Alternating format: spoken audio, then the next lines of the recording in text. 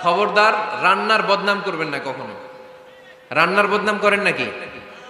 এটা ঝাল হইছে, ওইটা মজা হয় নাই, এটা টক হইছে, এটা লবণ হয় নাই, এরকম আছে না নাই? লবণ হয় নাই, বউরে তালাক দিছে, এরকম আছে না নাই? আহা, রান্না একটু ভালো হয় নাই, ঝাল হয়ে গেছে বেশি, বউরে মায়ের সুর, এরকম ডাকাইতে আছে না নাই? মা আবা রাসূলুল্লাহি সাল্লাল্লাহু আলাইহি ওয়াসাল্লাম তুআমান ক্বাত্তু, আল্লাহর হাবিব সাল্লাল্লাহু আলাইহি ওয়াসাল্লাম কখনো কোন রান্নার বদনাম করতেন না। ইনিশতাহাহু আকালাহু, বুখারীর বর্ণনা। ভাল লাগলে খেতেন, ভাল লাগতেছে আরো খেতেন, আরো খেতেন। ওয়া ইন কারিহাহু তারাকা, ভালো না লাগলে রেখে দিতেন, ওর দিকে তাকাইতেন না। কিন্তু কখনো বলেন নাই লবণ হয় নাই, কখনো বলেন নাই ঝাল বেশি হয়েছে, কখনো বলেন নাই রান্নাটা মজা হয় নাই। সুবহানাল্লাহ পড়বেন না? কি রাসূল ছিলেন আমার। এজন্য রান্নার বদনাম করবেন না, একসাথে মিলেমিশে খান, বরকত বাড়ায় দিবে কে? চারটা গেল। 5 নাম্বার, ঘরে কোরআন তেলাওয়াত করুন। কি তেলাওয়াত? কোরআন তেলাওয়াত নাই, ঘরে তেলাওয়াত নাই, ফজরের পরে তেলাওয়াত নাই, সব ঘুম আর ঘুম, আছে না নাই? তো রহমত বরকত ঢুকবে কেমনে? ঘরে কোরআন তেলাওয়াত করুন। হাজবেন্ড তার ওয়াইফকে কোরআন তেলাওয়াত শোনাবে, ওয়াইফ তার হাজবেন্ডকে শোনাবে, বাবা তার সন্তানকে শোনাবেন, সন্তান বাবাকে শোনাবেন। প্রতি মাসের জন্য একটা সূরাকে নির্ধারণ করুন যে আমরা সবাই মিলে এই মাসে এই সূরাটা মুখস্থ করব। পারা যাবে? আওয়াজ করে বলেন তো, সূরাতুদ দোহা এটা কি খুব বড় সূরা? কথা কয় না। সূরাতুদ দোহা কি বড় সূরা না ছোট সূরা? তো এক মাসে কি এই সূরাটা মুখস্থ করা যাবে না? কথা বলে। ওয়াত্তিনি ওয়াজ-যাইতুন ওয়া তুরি সিনিন, এটা কি বড় সূরা? এক মাসে পারা যাবে না? প্রতি মাসের জন্য একটা করে সূরা নির্ধারণ করুন। তাহলে 12 মাসে কয়টা সূরা?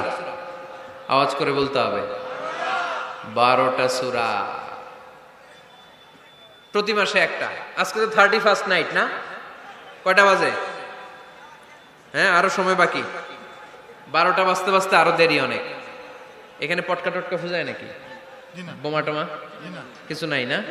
মাশাআল্লাহ, সুজানগরের লোক তো খুব আল্লাহওয়ালা দেখি। আল্লাহ কবুল করুক। এই যে নতুন বছরের জন্য প্ল্যান নেন, ঘরটারে কি করে সুখী সমৃদ্ধ বানাবেন। প্রতি মাসের জন্য কয়টা সূরা? 12 মাসে তাহলে কয় সূরা? 12 সূরা। প্রতি সপ্তাহে আপডেট নেবেন, খোঁজ খবর নেবেন, কয় আয়াত হইলো তোমার। স্ত্রীর খোঁজ খবর নেবেন, সন্তানের খোঁজ খবর নেবেন, কয় আয়াত হলো। মাস শেষে সবাই সবার কাছ থেকে শুনবেন। ঘরের বরকত বাড়ায় দিবে কে? ঘরে শান্তি রাখার, রহমত রাখার 2 নাম্বার পদ্ধতি হচ্ছে ঘরে ছবি টাঙিয়ে রাখবেন না। ছবি না, বিয়ের ছবি টাঙিয়ে রাখবেন না। মৃত আব্বা আম্মার ছবি বাধাই করে টাঙিয়ে রাখবেন না। নেতা নেত্রীর ছবিও টাঙিয়ে রাখা যাবে না, এটা নিষেধ। রহমতের ফেরেশতারা আসে না, ঘরে ঢুকে না। ইন্নাল মালাইকাতা লা তাদখুলু বাইতান ফিহি তামাসিল ওয়া সূরাহ, যে ঘরে মূর্তি আছে আর ছবি টাঙিয়ে রাখে ওই ঘরে রহমতের ফেরেশতা প্রবেশ করে না। তো ঘরে যে রহমত নাই, শান্তি নাই, আপনি রহমতের ফেরেশতা ঢোকার ব্যবস্থাই তো রাখেন নাই। এত রহমত নিয়ে আসতে চায় কিন্তু ঢুকতে পারেন না, ওই যে ছবি টাঙিয়ে রাখছেন। এজন্য সুজানগরের ভাইয়েরা, আমাদের সুজানগরে যদি কারো ঘরে বিয়ের ছবি, আব্বা আম্মার ছবি, ফ্যামিলি গ্রুপ ছবি বা নেতা নেত্রীর ছবি থাকে, আজকে খুলে ফেলা যাবে না? খুলে ফেলা যাবে মুসলমান? খুলে ফেলবেন। হ্যাঁ, আপনি ফ্যামিলি গ্রুপ ছবি রাখতে পারেন। আব্বা আম্মা ভাই বোন সবাই মিলে একটা গ্রুপ ছবি তুললে স্মৃতির জন্য রাখা যায়। এটা অ্যালবাম বন্দি করে রাখবেন, মাঝে মাঝে দেখবেন। দেখলে মৃত্যুর কথা স্মরণ হয়, আয় রে 10 বছর আগের ছবিটা দেখলে কি